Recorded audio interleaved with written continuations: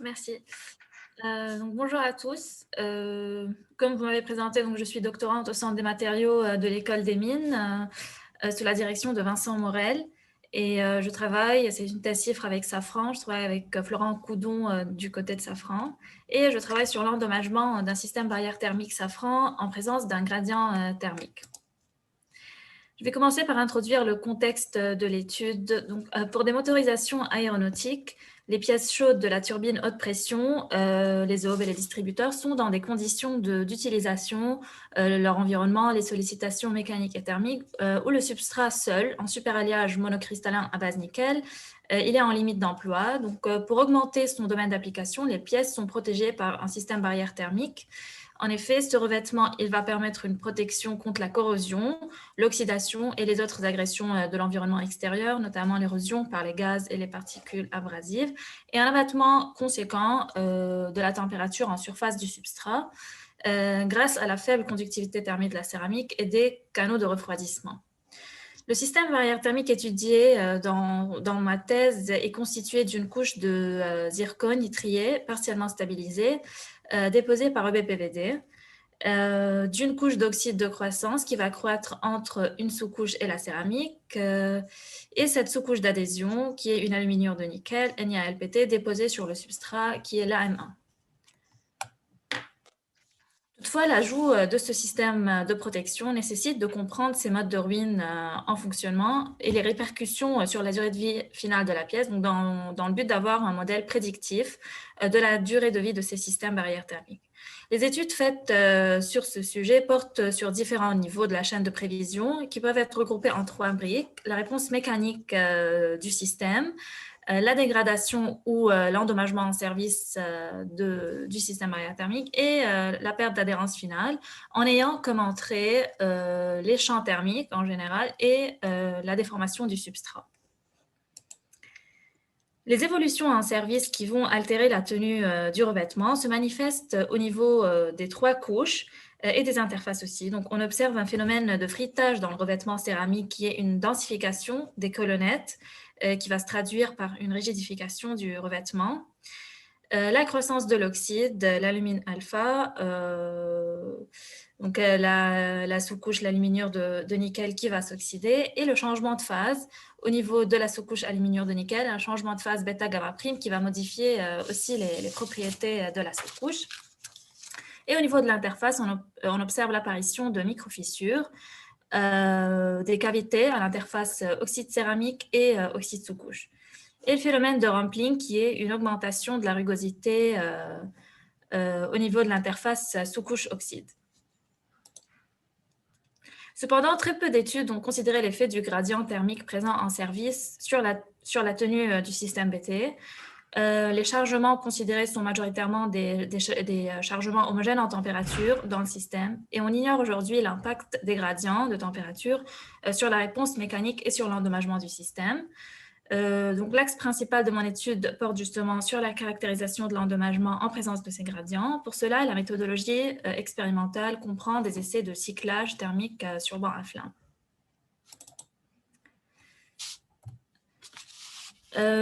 Donc la méthodologie de travail comprend un axe expérimental qui consiste à introduire un défaut d'interface dans le système en utilisant la technique LASAT qui sera exposée plus tard, et de suivre l'évolution de ce défaut d'interface au cours de cyclage par des techniques non destructives. Ce suivi nous permet d'accéder à l'évolution de l'état d'endommagement de l'interface. Et suivant le même schéma, une démarche numérique consiste à modéliser le système avec le défaut d'interface et d'analyser son comportement et sa sensibilité vis-à-vis du chargement et des différents éléments de la modélisation, tenant compte des effets de gradient et des paramètres de vieillissement, en vue de comprendre les résultats expérimentaux et de remonter à la cinétique d'endommagement de l'interface. La méthodologie consiste à introduire un défaut d'interface, comme je l'ai dit, qui va nous permettre de localiser l'endommagement et de suivre l'endommagement à cet endroit-là. Pour ce faire, on va utiliser le dispositif LASAT du Centre des matériaux. En fait, c'est un faisceau laser qui va nous permettre, en fonction de son énergie, d'obtenir un délaminage, comme on le voit là sur la coupe MEB, au niveau de l'interface entre le revêtement et l'oxyde. Au préalable, on réalise une courbe LASAT 2D qui nous permet de caractériser l'adhérence du revêtement en mesurant le diamètre des laminés en fonction de la densité de puissance du laser. Et en se basant sur la courbe LASAT, on peut déterminer une énergie seuil, au-delà de laquelle on observe un écaillage. Et donc, nous nous plaçons en dessous de ce seuil pour introduire les défauts initiaux dans les pions acyclés. Donc, le suivi de l'évolution de la cloque est assuré à différents stades durant le cyclage en mesurant l'air de la zone des laminés et la hauteur de la cloque. La présence d'un film d'air sous la cloque permet en effet un suivi de cet air des laminés en optique par différence de contraste et par thermographie infrarouge et la mesure de la hauteur de la cloque par profilométrie. J'ai fait des premiers essais sur le banc à flamme de Safran Aircraft Engines à Villaroche. Donc, sur le banc, on peut contrôler la température de la flamme et de l'air de refroidissement du côté du substrat. Et cela va nous permettre d'instaurer des gradients. Pour ces essais, la température en surface de la céramique est de 1200 degrés et dans le substrat de 1050 degrés. Donc, on a un écart de température de 150 degrés présent à travers la céramique. Des cycles thermiques de 5 minutes de temps de chauffage, de 5 minutes de temps de refroidissement ont été réalisés. Et sur cette courbe, on compare l'évolution relative du diamètre des laminés sur ces essais en présence de gradient aux mesures réalisées pour des cyclages au four dans des conditions homogènes de température dans le système. On observe un écaillage précoce dans les conditions de gradient. Dans ce qui suit, je présente la stratégie de modélisation développée pour modéliser cette cinétique de propagation de cloque. La stratégie se base sur une approche de mécanique de la rupture en fatigue thermomécanique dans laquelle l'entaille est notre défaut d'interface introduit et où la propagation du défaut est régie par une loi de Paris avec G, le taux de restitution d'énergie, évalué à mesure que la cloque se propage. Donc, pour une configuration donnée, une délamination est attendue lorsque le taux de restitution d'énergie calculé G dépasse la ténacité de l'interface GC qui, elle, va diminuer avec le vieillissement du système. Pour cela, un modèle élément fini en 2D axisymétrique représentant le substrat et explicitement les trois couches du revêtement et la cloque à l'interface entre la céramique et l'oxyde est utilisé. Les comportements sont supposés élastiques, sauf pour la sous-couche avec un comportement élastoviscoplastique et un écart de température comme celui qu'on a expérimentalement est imposé de 150 degrés entre la céramique et le substrat à haute température. Donc là, dans ce qui va suivre, je présente les résultats de calcul et la réponse mécanique du système en termes de grandeur connue comme hypothèse de mécanisme d'endommagement, notamment la plasticité dans la sous-couche et la croissance de l'oxyde. Donc, dans un premier temps, j'ai regardé les contraintes en point de fissure, hors plan, de cisaillement et dans le plan. Donc, on observe sur ces courbes-là, on observe que les valeurs des contraintes sont maximales sans gradient. Les amplitudes des contraintes sont maximales sans gradient, mais on remarque la présence de contraintes non nulles à chaud en présence de gradient, et donc un endommagement à chaud plus fort. Donc, en termes de contraintes seulement, on n'a pas de réponse complète.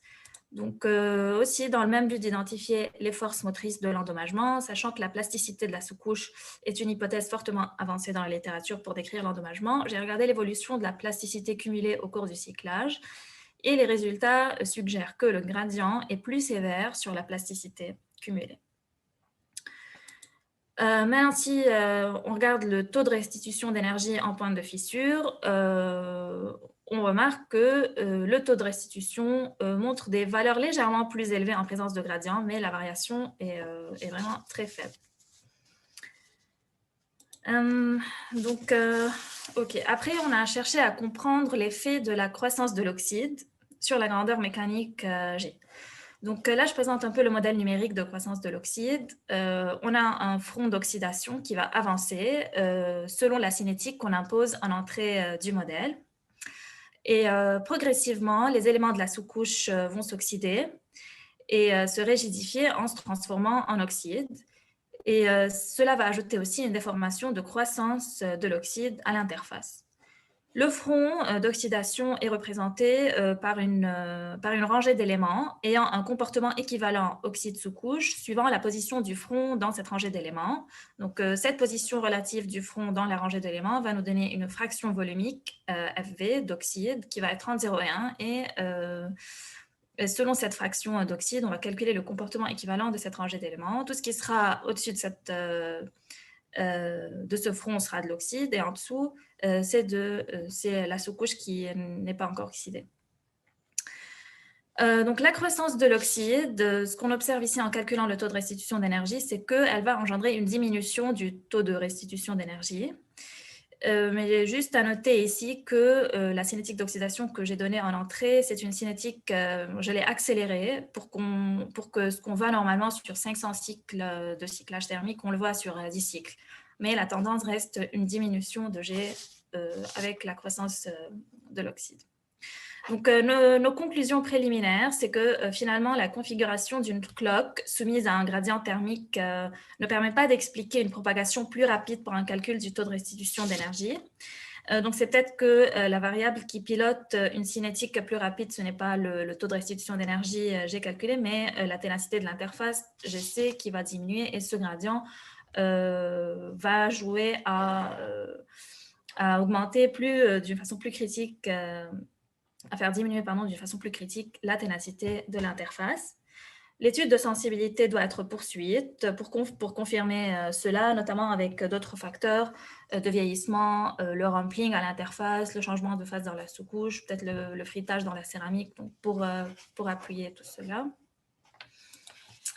Et pour conclure, je reviens sur les grandes lignes de la présentation. Donc, on utilise le choc laser pour introduire un défaut au niveau de l'interface d'intérêt céramique oxyde.